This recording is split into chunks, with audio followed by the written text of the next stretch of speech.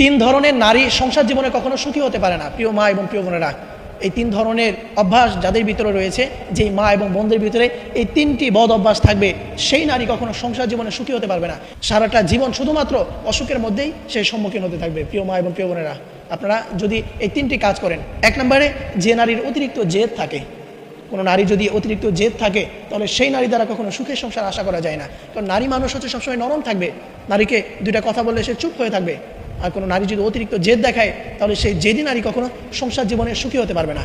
এবং দ্বিতীয় নম্বরে, যেই নারী স্বামীর মুখে মুখে তর্ক করে, কোনো নারী যদি স্বামীর মুখে মুখে তর্ক করে, তাহলে সেই নারী দ্বারা কখনো সুখের সংসার হওয়া যাবে না। সেই নারী কখনো সুখের সংসার কখনো সে দেখতে পাবে না। এবং তৃতীয় নম্বরে, যেই নারী বাবার বাড়ির কুমন্ত্রণা শুনে, প্রিয় মা এবং প্রিয় বোনেরা, এই বিষয়টা খুবই গুরুত্বপূর্ণ। বর্তমান সমাজের 95% নারীরা এই কাজ করে, যে বাবার বাড়ির কুমন্ত্রণা শুনে স্বামীর সাথে খারাপ আচরণ করে।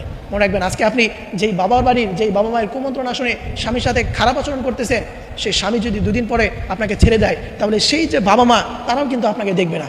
আপনি সে বাবার বাড়িতে গিয়ে থাকবেন, একটু ঝামেলা হলে, একটু কথা হলেই আপনাকে সে খোঁটা দিয়ে বসবে। তুই যদি ভালো মেয়ে হতি, তাহলে তো স্বামী তখনও তোকে ছেড়ে যেত না। একটা স্বামী যে একটা স্ত্রীর জন্য কতটা ছায়াস্বরূপ, এটা আপনি তখন বুঝতে পারবেন। এই জন্য প্রিয় মা এবং প্রিয় বোনেরা, কখনো স্বামীর সাথে আপনি তর্ক করবেন না, এবং বাবার বাড়ির কুমন্ত্রণা শুনে স্বামীর সাথে কখনো আপনি খারাপ আচরণ করবেন না। কারণ এই স্বামী হচ্ছে বিয়ের পরে একটা নারীর সব থেকে আপন। এই স্বামী যদি না থাকে, তাহলে দুনিয়ার কেউ, আপনার বাবা মা ভাই বোন, কেউ আপনাকে তখন দেখবে না, সবাই আপনার পর হয়ে যাবে। আপনি এটা খোঁজ নিয়ে দেখবেন, আপনি আজকে স্বামীর সাথে খারাপ আচরণ করতেছেন, আপনি ভাবতেছেন যে আপনি স্বামী থেকে ডিভোর্স নিয়ে চলে যাবেন। আপনি সমাজে 8-10টা আপনি ডিভোর্স নারীকে দেখেন, যে তাদের বাবা মা তাদেরকে দেখে কিনা, এটা বাস্তব বিষয়। এই জন্য আপনি খুবই সাবধান হয়ে যাবেন। কখনো বাবার বাড়ির কুমন্ত্রণা শুনে স্বামীর সাথে খারাপ আচরণ করবেন না। আল্লাহ আমাদের সকল মা এবং বোনদেরকে এই বিষয়গুলো বুঝে আমাদের সকলকে আল্লাহ তাআলা জান্নাতি নারী হিসেবে কবুল করেন। সকলেই করি আমিন।